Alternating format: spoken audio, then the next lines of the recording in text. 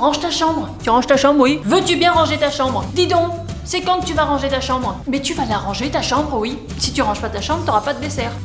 T'as déjà remarqué que ça énerve plus que ce que ça ne fonctionne? J'ai même envie de suggérer que ça marche pas. Hein? Qu'est-ce que t'en penses, toi? Ça marche des fois? Très peu, hein. Alors, tu pourras quand même dire que tu utilises les suggestions directes. Les suggestions directes, c'est ni plus ni moins un ordre. C'est même une injonction. Ça, c'est une suggestion directe. Alors, il y en a d'autres. Il y a aussi des suggestions indirectes. Et ces suggestions indirectes-là sont plus douces et elles vont permettre indirectement d'obtenir ce que l'on a envie d'obtenir. Par exemple, que la chambre soit rangée. Nous, parents, utilisons beaucoup la suggestion directe. On aime bien les range ta chambre, arrête de faire des bêtises. Alors, que se passe-t-il dans le cerveau d'un enfant comme dans celui d'un adulte, j'ai envie de dire?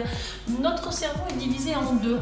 On a l'hémisphère gauche et l'hémisphère droit. Alors l'hémisphère gauche, lui, aime bien comprendre les concepts. Et l'hémisphère droit, lui, va se faire une représentation mentale avec les mots entendus. Quand tu dis à ton enfant arrête de faire des bêtises, alors il a compris le concept, arrête de faire des bêtises, ok. Il n'empêche qu'il est influencé par la représentation mentale des bêtises. Peut-être lui en train de faire des bêtises d'ailleurs. Donc il est important de prendre cela en compte. Donc il y a plein de formes de suggestions différentes. Elles sont regroupées en deux catégories, les suggestions directes et les suggestions indirectes. La suggestion directe, c'est l'ordre justement qui fonctionne très peu. Maintenant, les suggestions indirectes. Qu'est-ce qu'une suggestion? Selon moi, c'est une graine. Je vais vous parler de ce que dit Victor Hugo à propos des suggestions. Il dit que cela consiste à faire une petite incision dans le cerveau de son interlocuteur et de venir y semer une idée à soi. Le à soi est un peu problématique puisque on a l'impression du coup d'être manipulé par la suggestion alors que ça n'a rien à voir avec de la manipulation. Au contraire, toute suggestion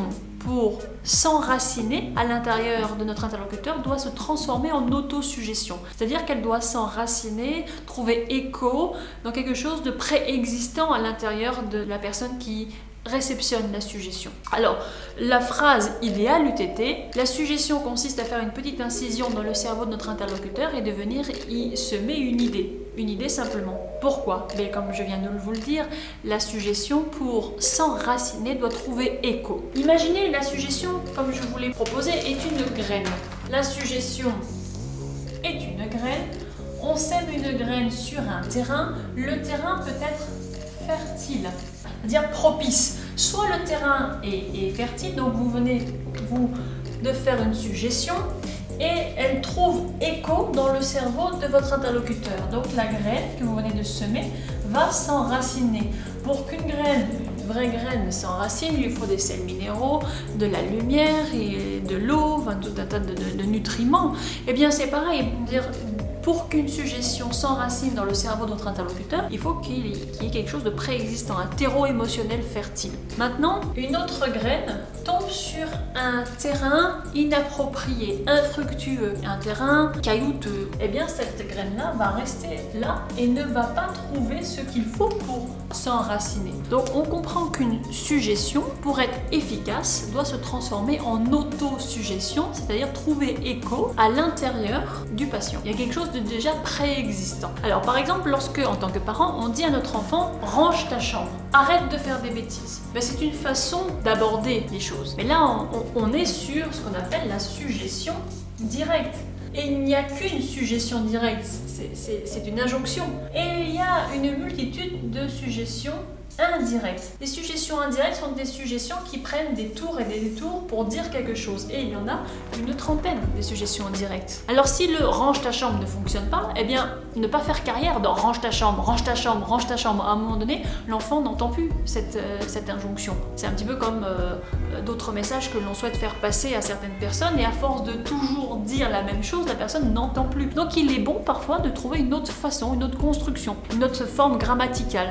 Et bien vous allez trouver peut-être ce qu'il vous faut dans les suggestions indirectes. Il y a une trentaine de formules différentes pour passer un même message. Pendant une séance d'hypnose, l'hypnopraticien va vous parler d'un thème. Si vous venez pour la gestion du poids, pour perdre de 2, 3, 4, 5 kilos, et bien pendant votre séance qui dure de A à Z, votre hypnopraticien va glisser une trentaine de suggestions différentes sur le même thème sur le thème de la gestion du poids. Et il va décliner de 30 manières différentes ce thème-là, la gestion du poids. C'est-à-dire la silhouette qui s'affine, le corps qui se galbe, enfin je sais pas, tout ce qui aura été dit lors du recueil d'informations, sous forme de suggestions, de différentes manières, de telle sorte à ce qu'il y en ait bien une qui corresponde à la manière naturelle de communiquer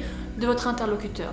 Alors, pour reprendre le fameux « range ta chambre », suggestion directe, ça fonctionne pas. Je vais vous présenter une des suggestions indirectes que j'aime beaucoup, la suggestion indirecte qui s'appelle la négative paradoxale.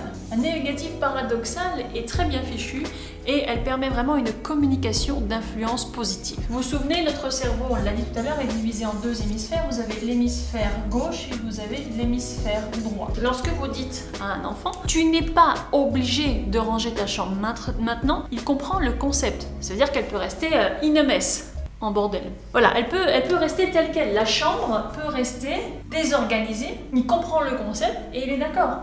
Tu n'es pas obligé de ranger ta chambre maintenant. Ok, donc l'enfant est tranquille, c'est bon, elle reste comme elle est, c'est bon, tout va bien. Oui, mais son hémisphère droit est influencé par les mots entendus. Tu n'es pas obligé de ranger ta chambre maintenant. Obligé, chambre, ranger maintenant. Ranger, chambre, obligé maintenant. Vous voyez, dans un sens ou dans l'autre, peu importe. Il va se faire une représentation mentale avec ces quelques mots. Et ça, c'est l'objectif, c'est la façon de fonctionner de l'hémisphère droit. L'hémisphère droit se fabrique une représentation mentale à l'aide des mots entendus. Souvenez-vous, l'inconscient entend mais ne comprend pas la négation. Il se fait une représentation mentale à l'aide des mots entendus. Donc là, il va y avoir un vrai bug entre les deux hémisphères, l'hémisphère droit et l'hémisphère gauche. L'hémisphère gauche a compris le concept. T'es pas obligé de ranger ta chambre, ok, donc elle peut rester telle quelle. Et l'hémisphère droit, lui, qui va proposer une représentation mentale de l'enfant en train de ranger. Donc, je peux rester cool et rien faire et une image en train de ranger. Il y a une confrontation entre les deux. Ça crée un bug et là, l'enfant va être surpris par cette façon d'aborder le rangement de la chambre. Ce fameux rangement de la chambre qui a toujours été abordé de la même manière. Range ta chambre, range ta chambre, range ta chambre. Veux-tu bien ranger ta chambre? Eh bien là, une proposition différente qui aura probablement un impact. Vous avez compris le principe? Donc ça, c'est une des trentaines de suggestions. La suggestion négative paradoxale, elle est très efficace. C'est une façon de construire la phrase un peu différemment. Elle a une influence sur le cerveau et ces suggestions-là sont très efficaces. On les utilise bien évidemment pendant la séance d'hypnose. Je vous ai présenté une suggestion, il y en a comme ça une trentaine. Lorsque vous avez un thème, par exemple l'arrêt du tabac, vous allez décliner l'arrêt du tabac, arrêter de fumer, soit en suggestion directe, arrête de fumer. Si ça fonctionnait, ça se saurait. Et après, vous allez essayer les trentaines de façons d'aborder l'arrêt du tabac différentes jusqu'à trouver la suggestion qui fonctionne le mieux avec l'interlocuteur que vous avez en face de vous. Et ça changera à chaque fois. Et donc, si on utilise la négative paradoxale que je vous ai expliquée, c'est « tu n'es pas obligé d'arrêter de fumer maintenant ». Et ça a un impact au niveau du cerveau. Vous ne me croyez pas? Vous faites bien. Ne me croyez jamais sur parole. Testez ça. Avec une phrase de votre choix, la construction est « tu n'es pas obligé de ».